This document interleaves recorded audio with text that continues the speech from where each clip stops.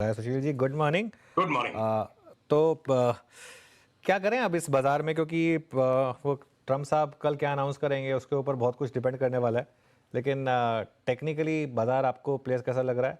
और टेक्निकली छोड़िए, otherwise also market का मूड माहौल देखकर, मैक्रोस को देखकर क्या क्या फीलिंग आ रही है? देखिए, ट्रम्प साहब जब पिछली बार भी 4 साल थे, तो वो हम्म। चीज़ों को थोड़ा वॉलेटाइल ज़्यादा कर देते हैं, उनका व्यक्तित्व ऐसा है। बट अंतोगत्वा होना वही है जो संसार कर रहा है, किसी एक व्यक्ति के चलाए संसार नहीं चलेगा। शॉर्ट टर्म में इमोशंस को वो बड़ा ज़रा अफेक्ट कर देते हैं। आदमी बड़े रियलिस्टिक और रीज़नेबल है। 4 साल तक उनके पिछले टर्म में कोई वॉर नहीं हुई थी। इस बार लगता है फिर भी एक वॉर हो जाएगी। मुझे लगता है इज़राइल का जो मामला पेंडिंग है और साइबर रैटलिंग वो खुद कर रहे हैं ईरान की। अपनी पिछले से पिछले मंगलवार को ये बात हुई थी कि क्रूड में एक बड़ा बॉटम बन रहा है और ईरान इज़राइल का थिएटर लौटेगा कल, उन्होंने वो आवाज़ें शुरू कर दी। तो एक तरफ रशिया का वॉर थम जाए, कम हो जाए, बिल्कुल टेपिड हो जाए और दूसरी तरफ इज़राइल का एक थिएटर जो पेंडिंग है, वो इज़राइल ना माफ़ करता है, ना भूलता है।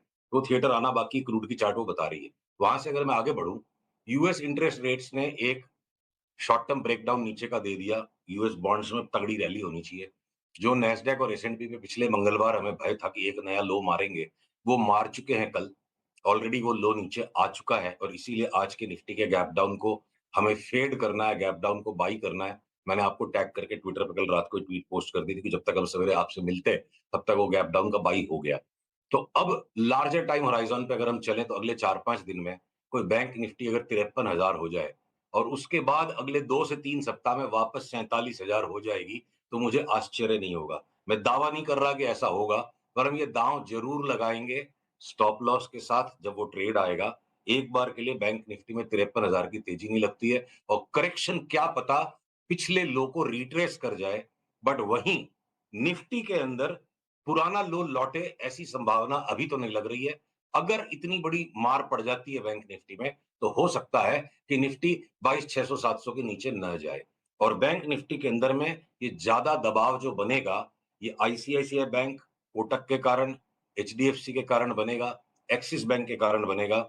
हम हो सकता है इनको एक-एक करके जब सिग्नल मिलेंगे तो शॉर्ट सेल भी कर दें, पर हम एक भी पीएसयू बैंक को शॉर्ट सेल नहीं करेंगे। उनको सबको हम पुल बैक में मच हायर बॉटम्स पे लेंगे। तो अलग-अलग स्टॉक्स, अलग-अलग सेक्टर्स, अलग-अलग इंडिसेस अलग-अलग काम करेंगे अनुज ऐसा लगता है। एक तरफ़ा मूवमेंट का माहौल अभी भी बाज़ार में नहीं बना है।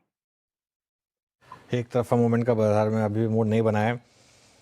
सुशील जी, एक आपकी थोड़ी सी बोल्ड कॉल रही है, हालांकि अब तक वो नहीं चली, लेकिन आज जो थोड़ा सा उसमें मूव आया है, वोडाफोन आइडिया आपका बड़ा टारगेट रहा है, करीब करीब 21 या 22 रुपए का। अभी भी इंटैक्ट है वो? अगर पीसीआर इस चार्ट को दिखाएँ तो देखिए विश्लेषण के साथ बात करेंगे वरना ओपिनियन तो सबके पास अपना-अपना एक-एक अलग ओपिनियन है। मैं आशा कर रहा हूँ ये चार्ट आ गई देखो। अब वोडाफोन आइडिया में जो पिछला जो स्विंग हाई था, एक बार ₹7.83 के ऊपर चले तो मैं नई लिवाली तब करने बोलूँगा और वो किसी भी टाइम आ सकता है अभी 7.48 से 7.83 के ऊपर आ जाए। हमने पिछली बार संभावना को आँका था शर्मा-शर्मी भय में कि लोक निंदा बड़ी आसानी से आजकल सोशल मीडिया के माहौल में हो जाती है, दबाव पड़ता है दिमाग पे, तो 20-21 कहा था। पर देखो आज अब मैं बेबाक होके इस चार्ट को प्लॉट कर रहा हूँ। मैं 36 की भविष्यवाणी नहीं कर रहा, मैं 36 तक की जगह को खुला रख के चलने कह रहा हूँ। देखिए जिस कंपनी में सब कुछ खत्म हो चुका, अब राजा इसके साथ दाँव लगा रहा है, राजा के खिलाफ दाँव मत खेलो। और जो लोग ये निंदा कर रहे हैं, जा के सोशल मीडिया पे कि टैक्स पेयर का पैसा गवर्नमेंट बिल्कुल पिटी हुई कंपनी के अंदर में प्रीमियम पे क्यों लगा रही है? भैया कोई कैश नहीं डाल रही है गवर्नमेंट। गवर्नमेंट टैक्स पेयर के डूबे हुए पैसे जो एजीआर के ड्यूज़ आने की अब कोई चांस नहीं है जिस तरह कंपनी की हालत हो गई। डेट को अगर इक्विटी में कन्वर्ट कर रही है, it is a shrewdest play. Hedge fund world में सबसे श्रूडेस्ट कॉर्पोरेट फाइनेंस का जो प्ले है, डिस्ट्रेस्ड डेट इक्विटी में कन्वर्ट करना और जिससे स्पाइरलिंग इफेक्ट आता है, बहुत हेवी गामा ट्रेड है ये, लॉन्ग गामा ट्रेड है, जो ऑप्शंस की थ्योरी को समझते हैं, कॉर्पोरेट फाइनेंस टर्म्स के ऑप्शंस में। एक्सेसिवली लॉन्ग गामा ट्रेड है ये ऑन अ बैंकरप्ट सिचुएशन। तो इस तरह के गेन 5 गुना 6 गुना गेन होना असंभव नहीं है, अक्सर देखा गया डिस्ट्रेस डेट इक्विटी में। और अगर पॉलिसी गवर्नमेंट के हाथ में, लार्जेस्ट शेयर होल्डर गवर्नमेंट है, गवर्नमेंट डिटरमाइंड है कि हमें 2 प्लेयर सिचुएशन नहीं क्रिएट करनी है, 3 प्लेयर करनी है और साथ में day to day management government के हाथ में नहीं है, तो सोने पे सुहागा है और इसी बात को चार्ट भी यहाँ रिफ्लेक्ट कर रहे हैं। अपने लिमिटेड जजमेंट से हम अगर ओपिनियन पास कर देंगे तो फिर तो हम इन्वेस्टर नहीं बन सकेंगे। अगर इतनी समस्या होती तो उसका भाव 0 होना चाहिए था, ₹3 होना चाहिए था। कोई कारण है तब तो 7.5 है। तो 7.80 के ऊपर चलते हम उस कॉल को दोबारा रिज़्यूम कर देंगे। 21-22 पे हम रिव्यू करेंगे, उसके पहले जो भी वॉलेटिलिटी उसको अब्ज़ॉर्ब करेंगे और मैं रूल आउट नहीं कर सकता कि ये 35-36 नहीं हो जाए साल भर में। I am not forecasting it, वो संभावना है, जिसको पसंद आए ले, जिसको नहीं आए वो ना ले। सुशील जी, पता है उसमें दिक्कत क्या है? मैं आपको बताऊँ, मैं आपको इसमें एक अपना व्यू देता हूँ इसमें। अब 10,800 करोड़ शेयर की इक्विटी हो गई है, और अब आगे भी अगर वोडाफोन नहीं पे कर पाया और अगर आगे भी गवर्नमेंट को इक्विटी में ही कन्वर्ट करना पड़ा, तो उसका इक्विटी बेस बढ़ के हो जाएगा करीब करीब 18,000 करोड़। फेस वैल्यू पे ही करीब करीब 1,80,000 करोड़ का मार्केट कैप हो जाएगा। और 30 रुपये में तो अगर आप कहें तो 5,40,000 करोड़ का मार्केट कैप, इतने मार्केट कैप में तो भारतीय मिल जाएगी, मच बेटर प्रॉफिटेबल कंपनी। देखिए क्या है ना, ये अनयूजुअल सिचुएशन होगी जिस पर हमारा इंटेलेक्ट तो यूजुअल ही है। एक ज़माने पहले steel authority of India limited जब उसका भाव ₹6 चलता था, 4,400 करोड़ उसकी इक्विटी होती थी और फ्लोटिंग स्टॉक था खाली 400 करोड़ का। तो आपके रेगुलर ईपीएस और पीई के कैलकुलेशन तो वो ओवरऑल बैलेंस शीट पे होंगे। पर स्टॉक का जो प्ले होता था वो खाली 10% फ्लोटिंग स्टॉक पे होता था। तो अगर ये सारा फ्लोटिंग स्टॉक उतना ही रहेगा और अगर इक्विटी बढ़ भी जाएगी तो आने वाले समय में देखेंगे, देखिए चिंताएँ हैं, आश्चर्य है, विस्मय है, इसीलिए रिस्क है और रिस्क है तभी बाजार में इश्क है। 783 के ऊपर चला तो मैं वोडाफोन भाव से लूँगा, 8 आने का स्टॉप लॉस लगा के और ये बाकी की चिंताओं का चिंतन-मनन over a period of time होता जाएगा, कैसे कैसे ऊँट किस करवट बदलेगा देखेंगे। पर अगर सवाल को उल्टा किया जाए, अगर इतनी खराबियाँ हैं, इतनी प्रॉब्लम है, शॉर्ट सेल करने की हिम्मत है क्या कोई में? नहीं है, तो इसलिए हम लॉन्ग करेंगे। आपने इवेंचुअली फ्लोटिंग स्टॉक के ऊपर बहुत कुछ डिपेंड करेगा। फ्लोटिंग स्टॉक तो वही रहेगा, कौन सा गवर्नमेंट आके बेचने वाली है। अच्छा, कुछ और बातें हो जाएं अब इस समय। आप एक लंबी चौड़ी लिस्ट थी आपकी इस बार की, काफ़ी स्टॉक्स हैं जो एक रेडी हैं ब्रेकआउट या ब्रेकडाउन के लिए। जरा उन पर बात हो जाए, कौन से स्टॉक्स आपको पसंद आ रहे हैं? तो देखिए अनुज जैसे वो नीचे के इस पिछले बॉटम से जो बाजार निकला और उसके बाद अब जो चित्र थोड़ा-सा बदल गया, तो उस चित्र को हाइलाइट अब करना ज़्यादा ज़रूरी है और उसके अनुसार मैं लिस्ट को शेयर करूँगा। किसी भी सेक्टर के अंदर एक तरफ़ा सारे बढ़ जाएँगे और घट जाएँगे नहीं। जैसे मान लो बैंक्स में हमने बताया पीएसयू बैंक्स को हम पुल बैक मिलेंगे और प्राइवेट बैंक्स को हम शॉर्ट सेल करने के लिए रेडी है जैसे-जैसे सिग्नल्स आएँगे। एनबीएफसीज़ में अगर मैं आ जाऊँ, चाहे वो चोला हो, चाहे श्रीराम हो, चाहे मुथूट हो या मन्नापुरम हो या बजाज फाइनेंस या बजाज फिनसर्व हो सकता है इन बजाज फिन्स में तो कोहराम मच जाए और यही निफ्टी को ज़्यादा नीचे दबाएँ। तो सारे एनबीएफसीज़ हमारे लिए सेल है, पर इंश्योरेंस के एक भी स्टॉक को हम नहीं बेचेंगे। अब अगर मैं आता हूँ स्टील की तरफ, जेएसडब्ल्यू स्टील हो सकता है 20% का करेक्शन दे दे और उसको शॉर्ट सेल का कैंडिडेट हो और steel authority of India limited को हमें 5-7% के पुल बैक में नीचे दोबारा लेने का पिक्चर बन जाए, तो एक ही सेक्टर में एक ही टाइप के स्टॉक्स अलग-अलग चल रहे हैं। हिंडाल्को में डीप प्रॉफिट टेकिंग आ सकती है और नैल्को यहाँ से 20% बढ़ जाए ट्रेडिंग में, तो बिल्कुल अलग-अलग चार्ट्स, अलग-अलग स्टॉक्स की सेम सेक्टर में बनी हुई है। बाजार ने इसका तात्पर्य ये है कि एक तरफा थीम को नहीं पकड़ा।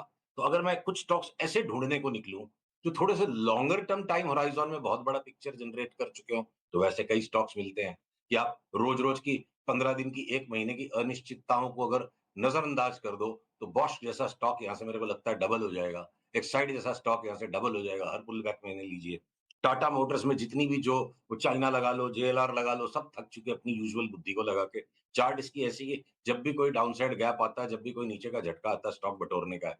इन आपके बजाज ऑटो, हीरो मोटो को आप जितनी नेगेटिविटी ओपिनियन की बननी थी बन गई, ये चार्ट्स अब हायर स्पाइरल की तरफ जा रहे हैं। तो चाहे टू व्हीलर्स हो, फोर व्हीलर्स हो, ऑटोज़ हो गए या आपके सीडीएसएल जैसा स्टॉक मुझे लगता है डबल हो जाएगा, पर बॉम्बे स्टॉक एक्सचेंज हो सकता है 25-30% की ट्रेडिंग स्विंग से ज़्यादा के मौके ना दे।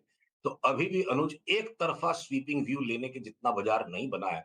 अगर हुड को लगता है कि फाइनल बॉटम हो गया LIC housing finance final bottom हो गया, तो हाउसिंग फाइनेंस, क्रेडिट कार्ड की एसबीआई कार्ड्स, इंश्योरेंस की कंपनियों को इन्वेस्टमेंट के लिए लेना है, बाकी एनबीएफसीज़ को बेचना है। और अगर मैं और एक उदाहरण के तौर पर अगर आऊँ कि एफएमसीजी के स्टॉक्स जो लॉन्ग टर्म डिलीवरी बाय के लिए रेडी हैं, एक बार इमीडिएटली बहुत बड़ा गेन नहीं देंगे कि भाई 24,100 से ज़्यादा निफ्टी ऊपर नहीं गई, फिर 1000 पॉइंट घटेगी। तो उनमें से कुछ स्टॉक्स हो सकता है वापस अपने लो को टेस्ट कर लें या डिफेंसिव प्ले में आप एफएमसीजी लोगे, अग्रेसिव प्ले में आप ट्रेडिंग करोगे, एक स्टॉक लोगे, एक स्टॉक बेचोगे अलग-अलग सेक्टर में। तो उस टाइप का बाजार है और अ जहाँ-जहाँ लॉन्ग टर्म प्लेज़ है, मैंने 4-5 नाम आपको बताए, फिर अगले वीक हम बताएँगे। जैसे आईटी के स्टॉक्स अगर शॉर्ट टर्म ट्रेडिंग करनी है, तो चाहे भले 1000 पॉइंट निफ्टी के करेक्शन का डर लगता है, मैं 100 शेयर कोई आईटी के स्टॉक्स के शॉर्ट नहीं करूँगा। मैं डॉक्टर रेड्डीज़ और सन फार्मा को शॉर्ट नहीं करूँगा, इनको हमें पुल बैक्स में ही लेना है। तो कुछ स्टॉक्स ऐसे हैं जो पुल बैक में ले लेके काम कर रहे हैं और कुछ स्टॉक्स ऐसे जिन्हें शॉर्ट करने का है और इंडेक्स अपना गेम अलग खेलेगी। उस तरह का थोड़ा-सा मिक्स्ड किस्म का बाजार बना हुआ है। थोड़ी सी मैक्रो बातें करते हैं। डॉलर डॉलर पर क्या व्यू है, इंटरेस्ट रेट पर क्या व्यू है, और जो गोल्ड में एक वन वे तेजी चल रही है उस पर क्या व्यू है? सबसे पहले मैं आपको गोल्ड की चार्ट को एक्सप्लेन करूँ, जिस पर कि थोड़ा हमारे पर चिन्ह उठाया गया और गोल्ड को मैं एक्सप्लेन करूँगा इस सिल्वर की चार्ट के सहारे। सीआर कृपया इस चार्ट को प्लीज़ दिखाइए, बड़ा महत्वपूर्ण चार्ट है। अ, अगर स्क्रीन पे सिल्वर की चार्ट आ जाए, तो सिल्वर में अगर मुझे यहाँ से 22-25% की मंदी लग रही है, तो उस चक्कर में गोल्ड के अंदर में तेज़ी खेलने का कोई पिक्चर ही नहीं बनता है। गोल्ड की चार्ट थोड़ी-सी जटिल है, मैं 1 सेकंड बाद दिखाऊँगा। ये देखिए, ये जो पिछले साल अ, 30 मई को जो इज़राइल और ईरान का जो skirmish हुआ और वहाँ पे जो ट्रेडिंग टॉप बना, उसके बाद अगर यहाँ पे एक और हल्का-सा हायर ट्रेडिंग टॉप बनते वापस सेल ऑफ हो गया। फिर एक हल्का-सा हायर ट्रेडिंग टॉप बन रहा है। पीरियड वेव टर्म्स में ये जो पूरा सेटअप बन रहा है, इसमें कहीं कोई 5 वेव नहीं है, इर्रेगुलर बी वेव पैटर्न है। किसी भी टाइम इसका सेल ऑफ अचानक से $27 के लेवल को तुड़वा देगा। तो जब वो टूटेगा तब हम इसको सिल्वर को लेंगे। सेम तरीके से गोल्ड में भी एक कॉम्प्लिकेटेड सेटअप है। एवरी न्यू हाई पे आदमी मैड हो जाए और एवरी न्यू हाई पे ले ले, ये ललचार है बाजार, छोड़ दो इसको। $1900 से लेकर के $2700 तक हमने गोल्ड में तेजी खेली, जब कोई नहीं खेल पाया था। और अब हम 2700 से लेकर अब तक हम रॉन्ग है। तो उस रॉन्ग के सबका रॉन्ग अलग है, सबका राइट अलग है। मैं वेट करूँगा, मैं किसी लालच में नहीं पड़ने वाला गोल्ड के अंदर। जहाँ गोल्ड जिस दिन पक्का रिवर्सल देगा, उस दिन हम शॉर्ट ही करेंगे। तब तक अगर हमें 1000, 2000, 3000, ₹4000 गोल्ड में कमाने का मौका छोड़ना पड़ेगा तो छोड़ेंगे। क्योंकि ज़्यादातर हमारे निवेशक जो हैं, वो डे ट्रेडर या 2-2 घंटे में व्यू चेंज नहीं कर पाते, इतनी मेंटली फ्लेक्सिबल किसी में नहीं होती है। तो 2-4 हज़ार रुपए गोल्ड के छोड़ दो, हमने इसमें ₹20,000 की मंदी कमानी है और हम वेट करेंगे गोल्ड के अंदर। यूएस इंटरेस्ट रेट्स ने एक बार नीचे चलना शुरू कर दिया है, जो और हो सकता है इंडिया 10 ईयर रेट, मैं चार्ट नहीं दिखा पा रहा, चेंज करते-करते चार्ट टाइम लग जाएगा। इंडिया 10 ईयर रेट हो सकता है अगले 10-12 दिन में लोगों को थोड़ा आश्चर्यजनक ऊपर का मूवमेंट दे दे और रूपी डॉलर में जो एक सब्सटैंशियल स्ट्रेंथनिंग रूपी की हो चुकी है, बात करते-करते अगर ये चार्ट लोड हो जाती है तो मैं आपको दिखाता हूँ। ये अगर जो लोड हो ये चार्ट जो बन चुकी है, अगर इसके अंदर एक बार के लिए ₹2 ₹2.5 तक का करेक्शन वापस आता है रुपए की चार्ट पे, तो मुझे कोई आश्चर्य नहीं होगा और लॉन्ग टर्म में हो सकता है अब रुपया मजबूती की तरफ चले, क्योंकि अगले साल डेढ़ साल के पर्सपेक्टिव में डॉलर इंडेक्स बहुत कमज़ोर हो सकती है। ओके, चलिए सुशील जी बहुत-बहुत शुक्रिया। कोई स्पेशल कॉल है, कोई 30 सेकंड्स हैं हमारे पास, कोई पर्टिकुलर स्टॉक जो अच्छा लग रहा हो?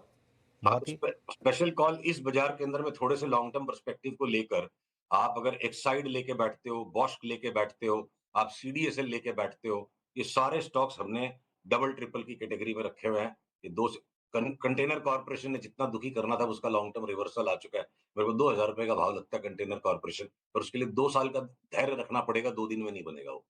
तो ये 700 का अच्छा। कंटेनर कॉर्पोरेशन 2100-2200 हो जाए, तो ऐसे डबलर, ट्रिपलर बहुत सारे स्टॉक्स हैं। निफ्टी, बैंक निफ्टी में खर्चा मत करो रकम को। निफ्टी, बैंक निफ्टी अभी भी महीना 20 दिन तमाशा कर सकती है। बढ़िया-बढ़िया स्टॉक बिल्कुल फायर सेल में मिल रहे हैं। दुर्गा पूजा सेल चल रही है बाजार में। अच्छी चीज़ों को उठाओ, पोर्टफोलियो बढ़िया बनाओ। ये शुभ नोट पर शो को यहीं समेटेंगे। सुशील जी बहुत